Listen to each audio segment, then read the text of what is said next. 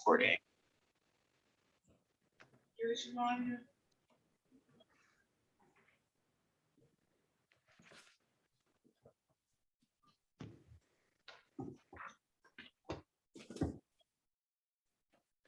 Ding dong, ding dong. Dong.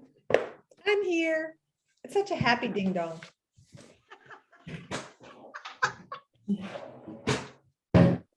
Turkey. Hello, Kathy Lawson. Hello, Krista Layton. Hello, Tina Fryer. Long time no see. I know. I know. We need to have a social. The weather's nice. Oh, yeah. We can do it Speaking of socials, outside. so guess what happened? So What? Long and Foster's been closed this whole time for the Whole pandemic. Freaking time. We actually got Yes. 2 of their agents in Roanoke because they were just But like, guess what? They what? finally had a company picnic last week. And then somebody came with COVID and didn't know it. And all these people have COVID. The first time they decided to do something to get the office together, there was a COVID outbreak. Oh my gosh. I So found what that out today. I That know. is horrible. I'm sorry. Yeah. I don't know. Is this Yeah. the forest office? Yes. Woo. Mm. Mm. Well, Okay, When- let's go ahead and start. go ahead. I appreciate the invitation to teach because I absolutely am a believer in what you teach, you will master. So as I was preparing for the class, and I have taken at least 2 hours to read the material and prepare, I actually kind of saw holes in what I was doing. So I would adore, as we go through this, if you would write down 2 things that you are actually going to think about, move forward on, change something that you're doing as we go through this material. My first agency was John Stewart Walker. And I used to watch people go to these events and they'd come back and, they'd talk about what they did. And then I never saw anything different in their business. And I was just like, if you're not going to take something, why get in the plane? Why go? Why do these things if you're not actually going to implement? And I loved Keller Williams, and I am wealthier because of Keller Williams, but it is a fire hydrant. It is a daggone fire hydrant. It offers so much online, so much in person, so much at the office that, we can go to so many, but we should be selective, with Alice helping us be selective on what we go to. But also, think about what it is that, I speak into you today that resonates, that you're like, yeah, I need to bring that into my business model and move forward with it. So we're going to start on page 272, the opportunity of the 7th level. And some of this I am going to be reading out of the books, just FYI. So,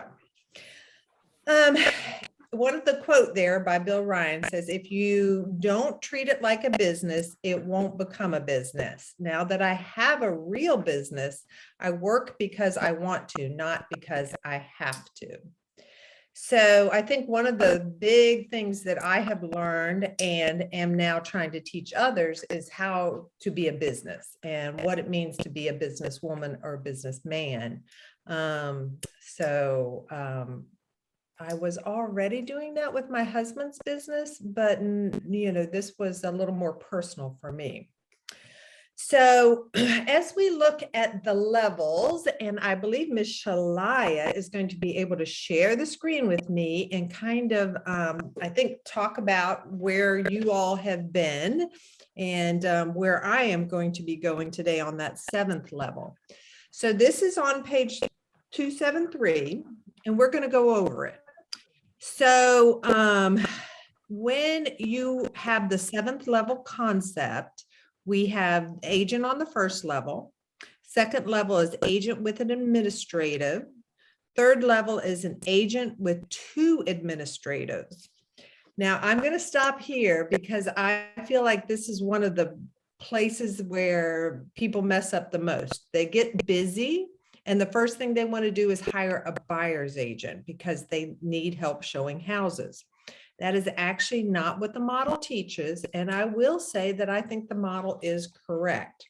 The only thing that I have seen a little new spin on it is if you have a concierge service or a transaction to close service, I have seen people be able to get to the third level maybe and use a contract to close service. And what's nice about that is the minute they start getting busy, they're only paying for a service that they need. So maybe that's at 24 transactions. And then they do that first hire. As you all may or may not know, I have my Rachel. She has been with me now 6.5 years. And then we have Elizabeth, who is, Elizabeth is doing transaction to close and she's doing marketing. So really she's taken Rachel's position, honestly. And Rachel has become now my admin. She checks my email twice a day. She manages my schedule. We go over that on Monday morning at 10:15. And then I guess we are probably between the 4th and 5th level. We have a buyer specialist, Shannon Sims, and a second one now, my daughter, Kate Fryer. So, so if you say I'm kind of at the 4th or 5th level, I look at that 6th and 7th level, and we're going to be talking specifically about the 7th level today, but a lot of what we're going to teach resonates with me, even though I'm not at the 7th level. And we can participate in this wherever we want to participate. These are opportunities, and whether we stay at the 1st level, the 3rd level, or the 7th level, those are decisions we get to make as businessmen and women.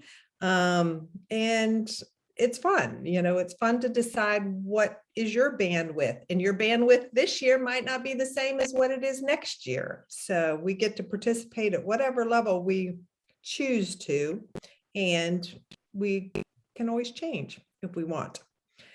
I sat down with Shalia. You can leave that up for just a few more minutes. On that 6th and 7th level, I sat down, I brought an agent in and asked him to sit in Stephen Akery's Monday morning meeting. He meets with his team at 8:30 in the morning.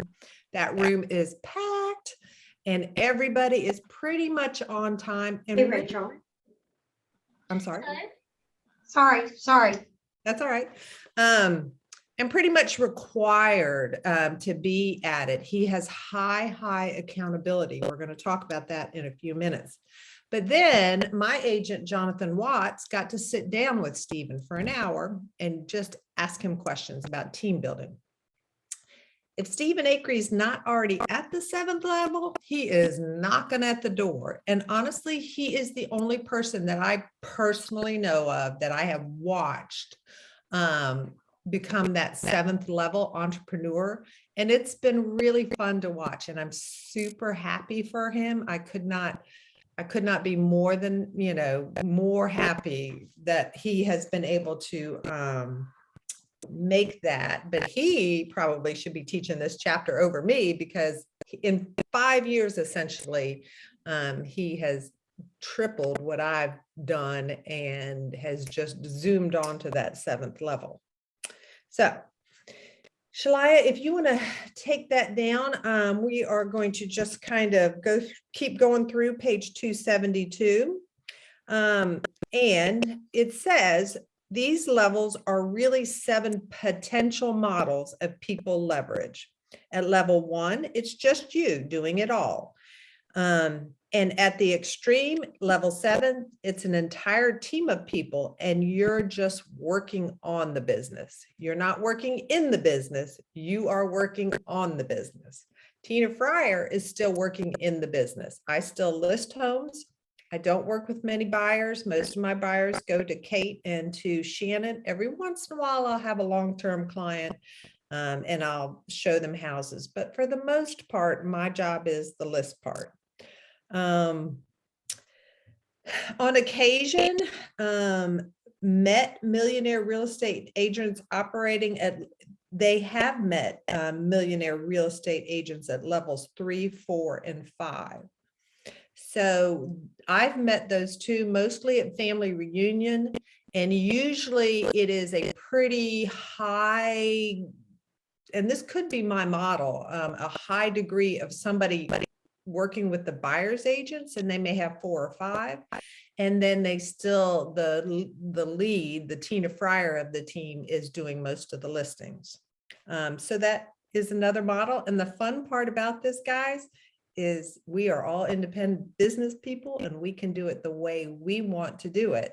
And as we go through this, I'm going to talk a little bit of what I've seen Stephen do that's actually different from what they teach in this book. So they're just working more on it and therefore have more jobs than they would if they were operating at a 6th or 7th level.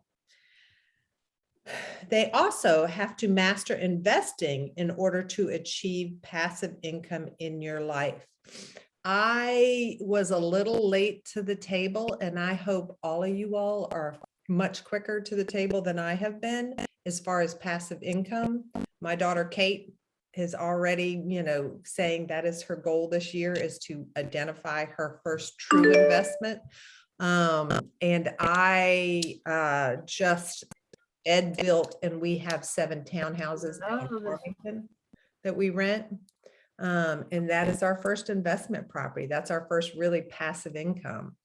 We didn't think we wanted to be landlords. And that was probably honestly not being with Keller Williams in the beginning and not really understanding that we could leverage that out. So priority 1 is now taking all our calls. There's a little bit of management as far as money goes, and there's a couple things that Ed has to address, but we don't get the calls on the weekend. They don't come to us. We get a check once a month, and that is working really, really, really well for us.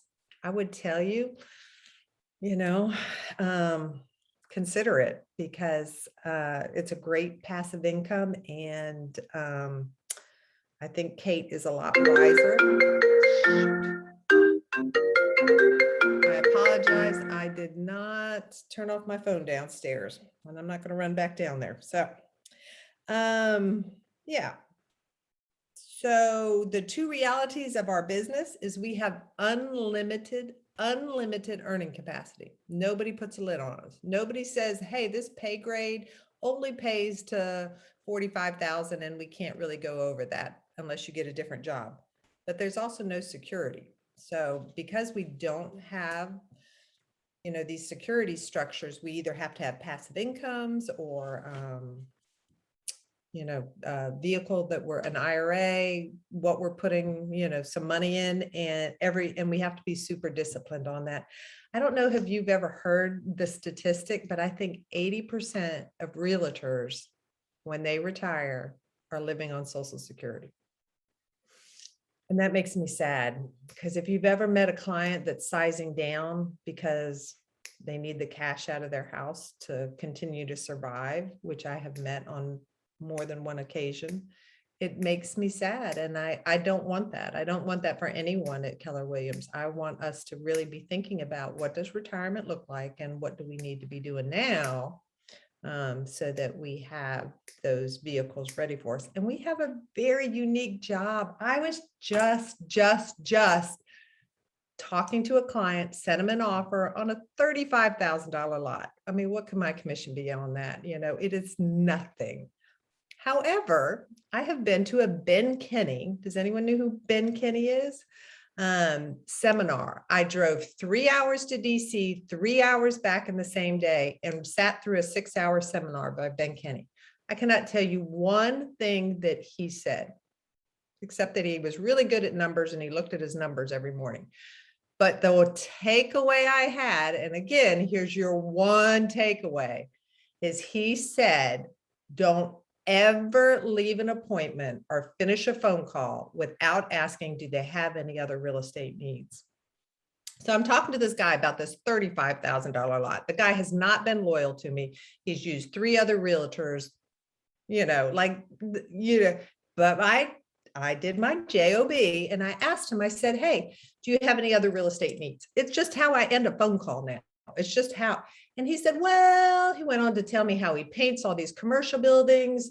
And then he told me he's getting ready to paint a house that has been vacant for a decade, which I know exactly what house it is. And I want that house. I want to buy that house. I wanted it for 2 years. I've driven by it for 2 years. I'm dying for the for sale by owner sign to go in the yard. And I was like, I know what house you are. And he's like, I have the son's phone number. I was like, I will sell something for free for you. I will do whatever I need to do. Get me, would you introduce me to the son so I can buy the house before he does a bunch of improvements to it? And I said, you can still paint the house, but you'll paint it for me. And he was like, let me see, he's going to go back to the client. I'm like, oh my gosh, I just asked this one simple question. And it was my one takeaway from an 8-hour, conference, but it works. So sticking to the coursework though, on page 274, in the quote box, it says, it is a mistake not to delegate as much as you should. I made that mistake when I tried to do all the details.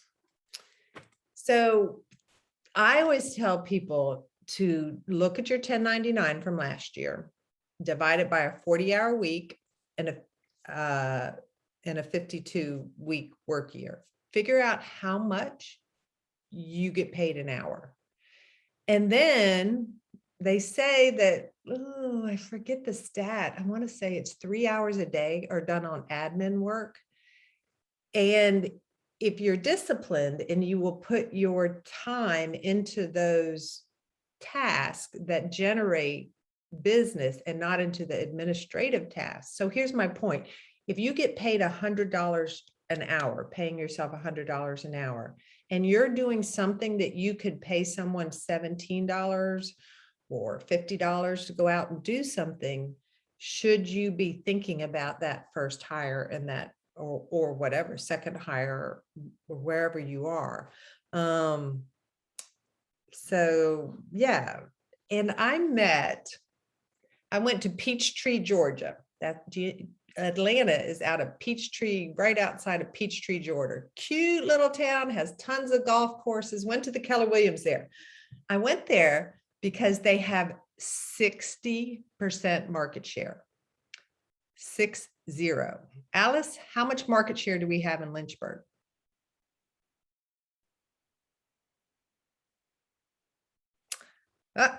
Can you unmute yourself?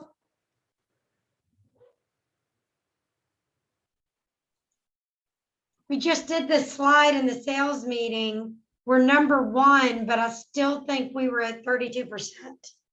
I think we're at 11 of all of Lynchburg. Oh, of all of Lynchburg. Yes. I think of Lynchburg, we're 10 or 11%. We Yeah. are number 1 for sure. Anyways, I wanted to go to Peachtree because I was like, what the heck? This, they're rocking it. Like, how do you even do that? Like, I didn't even think that was possible, honestly. So every house out of 100 houses in Peachtree, Georgia, 60 out of 100 are sold by Keller Williams agents. So I met the team leader who was incredible. He just was. And he walked in there just wanting to become a realtor. And the operating principal met him and said, you're my next team leader. Like, she could see the capacity. She wanted him to become a realtor, and he did. And he went on a big team.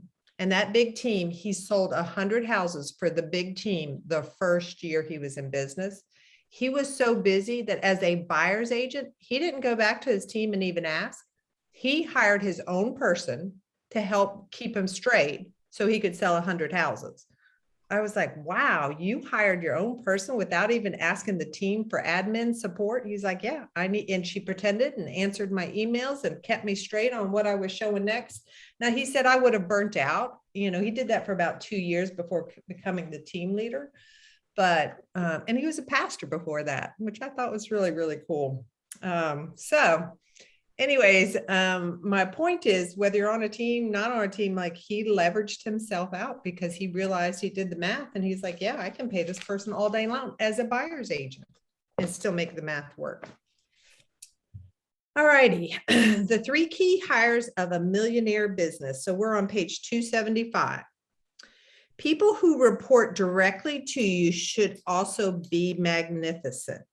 You want to work through a few great people. You are probably no more than 3 hires away from being a millionaire real estate agent. So this on the bottom of page 275 says the lead listing specialist, the marketing and administrator manager, and the lead buyer specialist. So in listening to Stephen Akery yesterday, he's done it different. And that's the thing. We all get to do it different. He has a contract to close person. He has Kelly, who does his marketing, all his social media. And then he has a director of operations. He has about 8 agents and he's doing about 350 in sales this year. He's selling 1 house a day. Now he's talking about adding some ISAs and adding some more agents. He is, but he didn't really do it this way. What he found out through his agents is they wanted to list some. They wanted to be more than just a buyer's agent. And he tried the listing specialist. It didn't necessarily work for him. So he's going to allow his agents, who are mostly buyer's agents, to list some and still put that whole machine behind those listings. So to be continued, we'll see how he does, but it's an evolution and he's not afraid to try something new, try something different. So on page 276, it says not at least 3 if it's only 3. So thinking about, and I've really had to do this, who are my 3? And, I think about Gary Keller, like who are his 3 or 5? So for Tina No, Fryer, I'm at my home. so for Tina Fryer, that would be Rachel, my Rachel, and her direct supervision is Elizabeth, and she also does some of the team. My second person would be Frederica and Paige, who run the Roanoke office, and I meet with them every Wednesday. My third person would be my husband. That's why I got into this business. He's a builder, and he has his 20+ year employee, Doug, and so I meet with my husband. And to a lesser degree, I'm an investor in Lynchburg, so Teresa, does the whole Lynchburg thing, and occasionally I meet with Teresa. So those are kind of my 3 to 5 people. But at that 7th level, you're not meeting with every person and you're not directly responsible for each person, each buyer's agent, each, folks that are on the team. On page Tina, may I ask you a question? Of course, I love questions. Break it up. Okay, so, in all the trainings that leadership go through, et cetera, they keep on mentioning that the team leader is not necessarily the team leader. And what they mean by, they said, when you hire that very first administrator, they said, vet them really well. And if it doesn't work out, get rid of them in the first 3 months and you might have a bad hire. And then you said Rachel 6.5 years. And suffice it to say, don't you feel like that all of the leadership say, even Gary Keller himself, he says he could not run and do his business. And then he always talks about the girl. I forgot her name.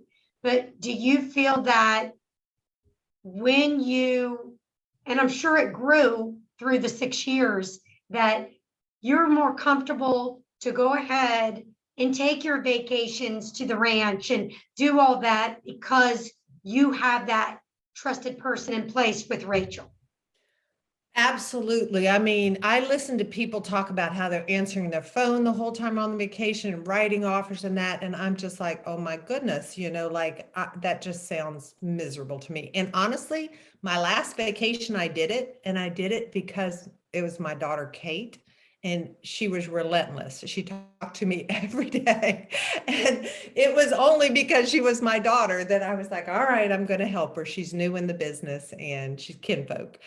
But otherwise, yeah, I have gone 2 full weeks and not even been in contact. They all know that unless it's blood or fire, that and I'm okay. Like I believe a mistake was made that cost me one sale, and that's probably $6,000 or $8,000. And I'm like, dang it, I wish that wouldn't have happened, but it did.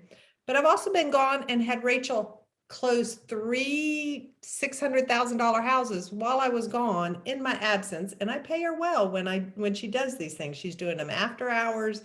It was a rainstorm. It was horrible, but I left her three huge buying clients. She knocked them all down. And I was like, there's the down payment to your, new house. And it really was the down payment to her new house. So yeah. But it's a beautiful thing when you get the right people, you get them trained. She wasn't a licensed agent. Elizabeth wasn't a licensed agent. When it's a process, and that's part of what we're talking about next is the process of how you get that done. So yeah, it's a beautiful thing. It really is. Yeah. Yeah, so let's talk about weekly meetings. So we are on page 277. Now you have to dedicate time to meet these key people. I think it was one of the early mistakes I made, but I quickly corrected, was to understand that you have to have a consistent meeting. And not only do you have to have a consistent meeting, I have written questions that we work our way through every single time. And I just had this mental thought today. I wanted to move around my Monday meeting. I said, Tina, your week does not go well. Don't overschedule that. Leave that time block alone. So for my staff, it's Monday. I meet with Rachel at 10:15. We go over 15 minutes what my schedule looks like for the week and that it's managed. And then at 10:30, Elizabeth joins us. We go over what we're going to post that week. I send her some pictures. We just have this cadence of, open houses, new listings, what's going on that I don't know, and it's pretty much an uninterrupted hour to the growth call. And if we have a spillover, then I'll do it at 1:00 after I get off my growth call. The other little thing that I have added that's been really helpful is I always had these deeper dives that I could never really get to. So now I have scheduled another meeting time at Thursday at 1 for a deep dive. So this week's deep dive is Instagram, and there's something called Reel. I don't even know what that is, REEL. And they said to do 9:16 frame on Instagram. I don't do Instagram. I need to start, so I'm going to sit with Elizabeth and I'm going to get competent at this. And I'm not trying to move that into the Monday meeting. I'm trying to do a deeper dive. It may be Rachel and I were working on these 7 townhouses and we kind of came up with a system and spreadsheet. So anything that I need that longer period goes into Thursday. Pretty much I meet my team and I do my appointments on Monday, Thursday. Tuesday, I work from home. Wednesday, I'm in Roanoke, and Fridays, I would like to have it be a day that I visit with my parents a little bit longer, and that I do some of my Patrick Henry Boys and Girls, some of my nonprofit that seems to not fit in my schedule. So that's one of my 2022 goals of really going ahead and scheduling those things that are important to me, but dang, they keep getting pushed. So, yeah. So in our weekly meetings, it says start and end with the discussion of your business goals. I think I do a terrible job of. I'm not doing a good job of setting the vision. And you might say, I don't have 2 people that I need to set the vision to, or 10 people I need to. I'm just this little single agent. Okay. So you still have to set the vision with yourself. So I just met with Kate last week. I just met with Rachel last week, and we have, you just take a piece of paper and, you make an X on it, and we have our business goals, our business, your financial, personal, and then we have 2 others, but you need to go over your goals, even if it's just yourself. So, so schedule that time. These are things that you work on where you have to set that vision. And then you have to look at it. I think Harvard did a study, and they said people that write down their goals and look at them are like 80% more likely to attain them. Just writing them down, they went up 50%. So, yeah. So start and end with your business goals. This is something Tina Fryer's not doing, but I'm going to commit to doing that after teaching this class. Identify new areas for growth in your business, but also serve as excellent sounding boards for your ideas. I wrote a note to myself that talent pushes you, non-talent gives you the job back. So if you hire talent and they're saying to me, hey, you need to do a better job on Instagram, you need to do a better job on videos, you need to do, and then we work on these things, that's great. If I give the job to my hire and they say, oh, I couldn't figure it out, and they give me the job back, I'm like, it's really probably saying something. That's not what you want. So going on to page 278, hiring. We have an opportunity. We've got 2 CV classes. Is that right, Alice? Coming up. One is in Baltimore, I want to say in October. And Bo Minkney, his wife Kipper, is teaching it. And I do think there is a Roanoke 2 or 3 that are going to it. That is a 2-day class where they teach you how to do the hires. I have done it 3 times. I think people that really get to the 7th level, a lot of times have done it 10 times. I don't think you can do it too many times. It's all about the KPA. The KPA, correct me if I'm wrong, Alice, everybody has access to the KPA. Does everyone know what the KPA is? It's on through command. I can just send it through link through the white pages. Right. But I did not realize they had their own access. I don't think the agents do. I think they have to go through you. Yeah. But everybody here, we pay, as a market center, we pay $500 a month for this service. Right. And, when you do that hire, you KPA them. So, my Rachel was a 99%, yes, 99%, on her KPA for the position that she holds. Elizabeth was in the 90s, 97 or something. So how I do my hires is I do an Indeed ad, and now I'm on the Liberty website too. So I posted in both places. We look at them. We have a 20-minute conversation. If we like them, we do the KPA. And then we sit down with 1 or 2 that we do the whole KPA. And sometimes we skip a couple pages. It feels redundant sometimes, but it tells you every question to ask. It tells you exactly how to do it. And then we check the referrals. And if everything comes back good, then we hire. And we've hired Ashley, we've hired Rachel. We've had a couple hires, some better than others. Yeah. But that whole class, if you're really thinking about hiring, would be a great class to take. Tina, Yeah. This is Krista. Hi, Krista. Hey, on that class, you're not just talking about the personality profile then. You're talking about an actual class that teaches you how to go through the entire process. Is that what you're talking about? And it's not only teaching you how to do it, but it's also about retention. How do you keep a Rachel for 6.5 years? That's a pretty good stat. There's not a lot of people out there that, Exactly. Yeah. So, part of it is having those weekly meetings, but they go through all that at a pretty high level.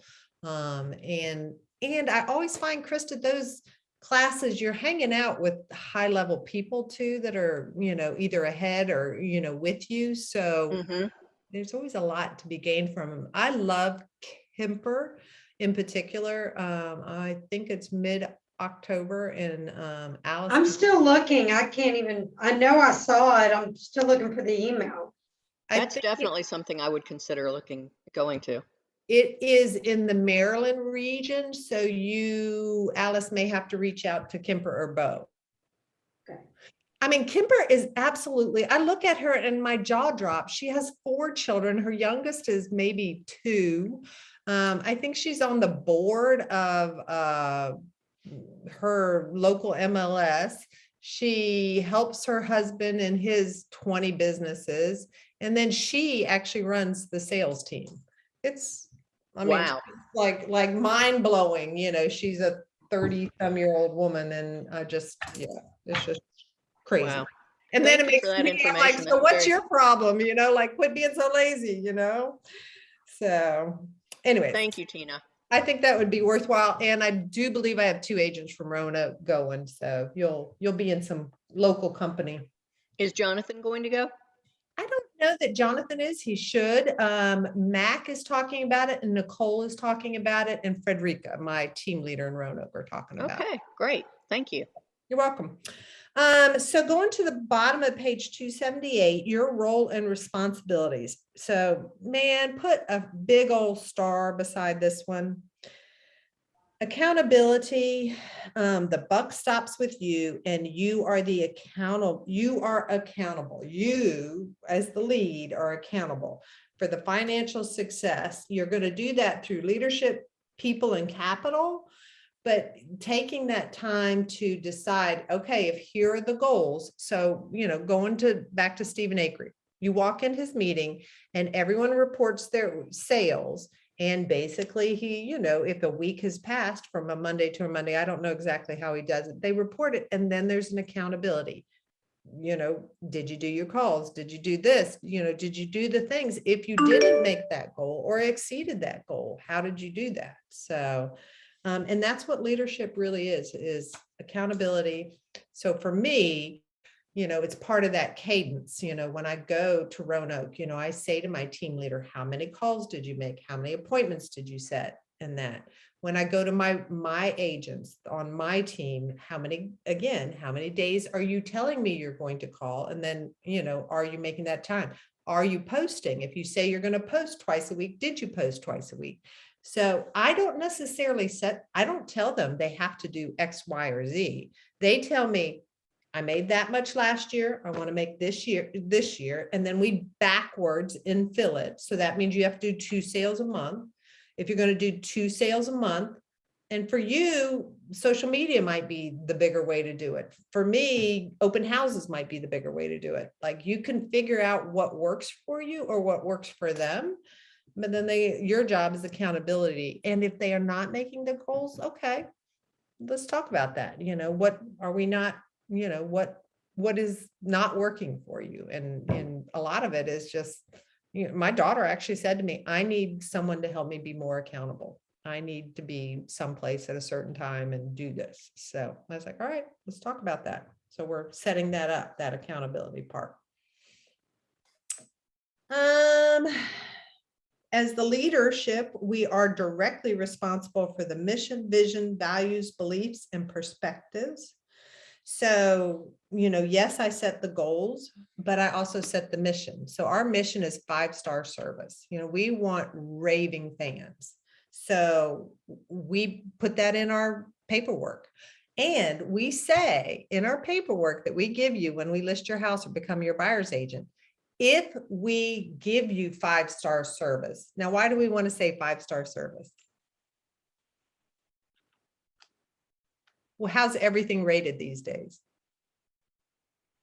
5 stars. Amazon is 5-star. Whatever you're doing and buying is stars. So I'm like, I want to give you 5-star service, because at the end, I'm going to ask you for 2 things. If I've given you 5-star service, I'm going to ask you to give me a referral, and I'm going to ask you to give me a rating, and I'm going to send something at the end.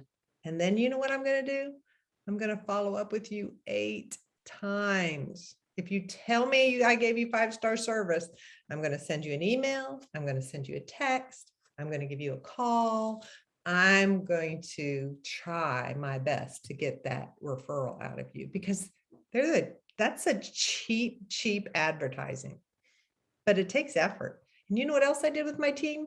My 2 little team, I couldn't get their attention on this. And I'm like, this matters. It matters that we have a lot of great reviews. So every team meeting once a month, there's a cash thing, sits out on the middle of the table. And if you or one of your clients gave us a review, you get $100 cash. The $100 doesn't matter. What matters is that I get their attention to be like, this is important. Who has closed? Who has bought with you? Who did it? Let's get those reviews out there. So it's just a way of accountability and setting a vision, and then getting folks to engage and get it done. The values and the beliefs are kind of, I just really borrow from Keller Williams, their seek first to understand, and communication in all things, and God, family, business. So yeah, my team leader just lost her dad, and I was just told her, when all of it started to happen, I said, you have 100% go when you need to go, and spend the time now. And you don't, if I don't communicate over the weekend with you or something, and you needed to make the decision, you have my blessing to be with your dad. And he just passed last week, and she's like, that was huge. She's like, I can't imagine that in my old retail world. So yeah. All right, we're going to mosey on along to page 280, where again, it's talking about mission, vision, values, beliefs, and perspective. At any meeting, they are the ones who ask, where are we going? What will the business look like when we're done? What are our short-term goals, the vision? What are our priorities? And where are we right now? And what standards are we going to follow? So we set our goals, but then we try to have like a 90-day concentration. What are we concentrating on for the next 90 days? So Kate gave me a ridiculous amount of goals with her goal setting. And I was like, she knew she would need, it feels like she needs 3 years to accomplish that much, but she sets her sights high, and that's very cool. So I said, organize it, put it in the order of what's important to you. And then our next meeting, we're going to sit and talk about which one of those, 2 of those, 3 of those are we going to work on 90 days? And what is that plan? It's great to have these nice goals, but they don't get accomplished unless you are specific and break it down. So our next meeting is about breaking it down. And then Kate and Shannon, we meet every month, and we have a team meeting, and then we talk about where they are. I give them their numbers, and we talk about accountability. We are going to move on to 283, where we talk about capital accountability and your money, making your dollars accountable to you. And that's what I was saying about, I love about the, I do billboards. I do postcards. I absolutely spend money. I don't buy Zillow leads. But I also want to make sure that those dollars that I'm spending are, getting me results. And I do every October, I do my budget, and I look at, where my sales need to be, what I'm going to spend my money on. I honestly use this book. I open it up. I'm like, okay, it says 12% on this. I'm spending 10. It says rent is this. I'm spending that. So I actually use the MREA as my guideline. My CPA does my books once a month. He charges me $300 to pay Elizabeth and Rachel, and then he produces, I give him a budget and he puts the numbers in. I'm only paying, I don't know, maybe 10 things a month. It's not an outrageous amount of stuff. But that's something as I grew, I was like, I need to know my dollars. I need to know what percentage of what I'm bringing in, I'm actually taking home. So keeping your capital accountable. And also, if I designated X amount for signs, I want to make sure that that's about what I'm spending on signs. I cannot tell you the top producing agents that are at other companies, especially where they're just spending money and they have no idea. Like they have no idea. They, yeah, it's kind of scary, honestly. So last page, 285, points to remember to receive $1 million. And first one is active and passive income, understanding the difference. The opportunity of the 7th level, but knowing that you may be happy at level 3, or you may be happily at level 1. We could all get to do it the way we want to do it. 3 key hires. I do believe that 3 people could make you a millionaire, and leverage your life so that it's reasonable. My goal this year is to be gone 6 weeks. And I've done 5 weeks the last 2 years, and my plan is to keep going if my knees will hold out. And having some knee issues. Your role and responsibility is setting that vision and holding people accountable, and holding your dollars accountable, having those weekly meetings, and providing the vision and the mission. So let me see if I had anything else, y'all. I wrote down, it said, if you don't know where you are going, how can you lead others? Even if you are a team of 1, write down your goals. I am personally reading a book called The Circle Maker, and it has a wonderful Christian version of setting goals, and it's about 5 or 6 pages long. And I really, really would recommend that. I have watched a lot of my Roanoke agents are young bucks, and I've watched them grow their teams very quickly, only to kind of fail forward and lose everybody and start again from scratch, and do it sometimes on multiple times till they almost get burnt out. So I would tell you the CV class is a great way to do it, and this book is a great thing to do. I want to thank you, Alice, for offering, to teach this and be a part of this, because I do think it's, it's something that you might not run towards, but you really should read the book, understand the book, and then reread it. So what are your 2 items takeaway? We have about 10 minutes. You can take yourself off mute. What were your ahas today? I will go. My first aha was consistent meetings. So even though I'm not listing and selling in the traditional of who's on the call, I have not been having consistent meetings with my staff. And so that's not good.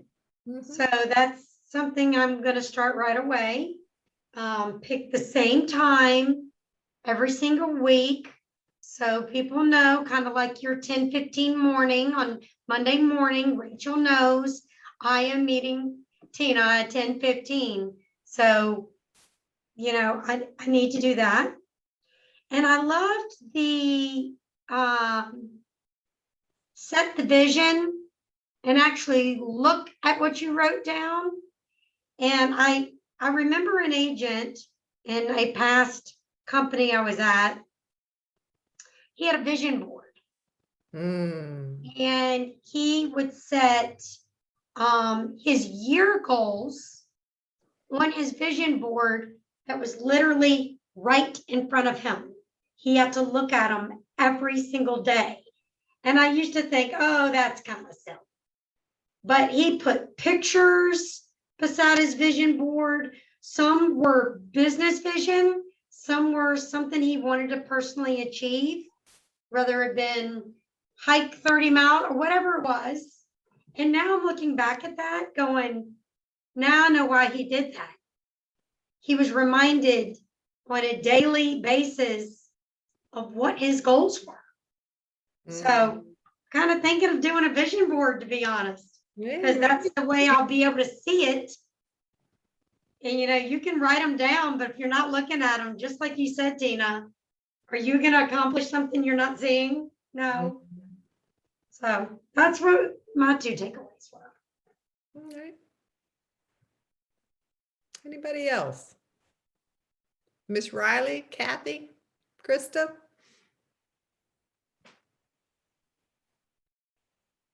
I think the thing that you commented on was when you hire somebody, you want them to be pushing you to be better, not putting stuff back on you. But their goals need to push you.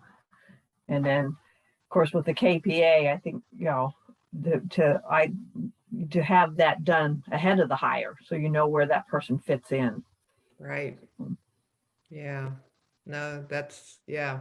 At KPA, I wouldn't hire anyone without it. And it's only, I've heard 25% of the process, 50% of the process. It's not to say, it's been a dead ringer for me, but my team leader was not a super high on hers. And honestly, she's struggling because of some of the things that was on the KPA, but I just met one of the top team leaders at McLean. And she's like, yeah, I was only at 25%. And I was like, really? Because she's killing it, So it's not the only, but I would certainly weight it and go through it and understand it. So it's certainly a starting point. And you will find sometimes when people are struggling and then you go back and do the KPA, you're like, oh, yeah, maybe that's why. So.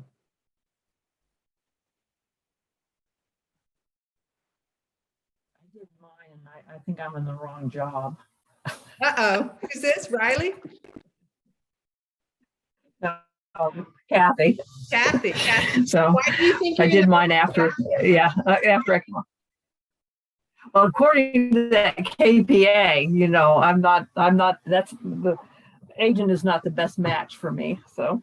And Kathy, But I'll get what was the best match?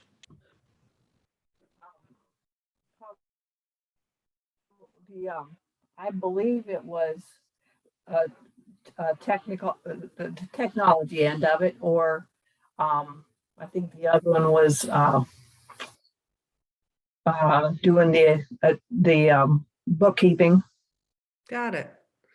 And that's always a conversation. You can be like, hey, I'm licensed, you may want to switch into another position. And there is many a great person that has switched into, and we love it because they're licensed. Rachel has shown a house for me. And that's hugely helpful. So don't think that that's a terrible thing to do. You would bring a lot of knowledge. And then the other thing I would say to you is my degree is in accounting. I probably like numbers and being by myself or in a quiet environment and not the gregarious. When I look at Teresa Grant, I think Teresa is the natural born salesperson. I don't think Tina Fryer is. I really don't. I think people think mostly that I'm trustworthy and what I say I'll do, but I wouldn't say it's my natural. So how I have used it is I have used my strength of systems and systematizing things and I make myself do some of the stuff I don't want to do, that I'm not comfortable doing, but have to be done. So what I'm saying to you, Kathy, is if you use your strength, which is technology and some of those things, and leveraged it into, doing sales, you can still do them, but you can acknowledge that too. And maybe you can say, at this point, when I've sold 40 homes, I'm actually going to technology and do this thing, but let someone else take the buy side and take those people and put them in their car. And I'm going to be a little bit more, behind the scenes. So just thoughts. Thank you. Yeah. Riley? Miss For Jennifer? me, this is Riley. It was the accountability, and I kind of talked about it a little bit in Ignite.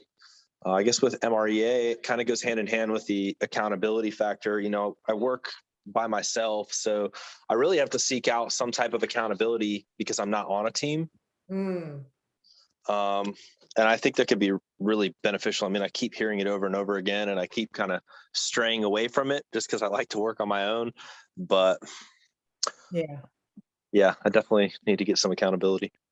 And Riley, feel free to reach out to Kate Fryer. I think she's looking for that too. And you think, oh, she's on a team and I would provide it, but I'm not new. And, you know, so I don't really want to do it. And I said that to her. I said, Kate, go out and find, she's connected a little bit with Joelle.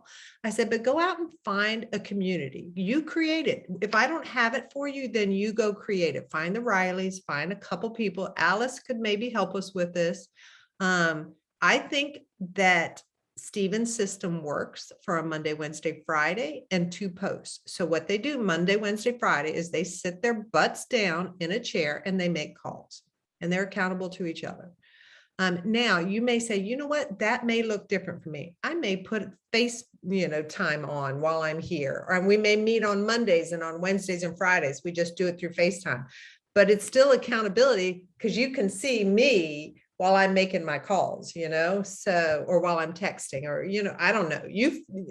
The thing, I think what Kate said to me too, is like, nobody, it's like, we give you this information, but at the end of the day, you've got to be the entrepreneur that says, I'm going to go do it. So she went door knocking with Joelle, she found a partner, and Joelle's not on my team. So yeah, I think she wants me to do it all for her. And I'm like, yeah.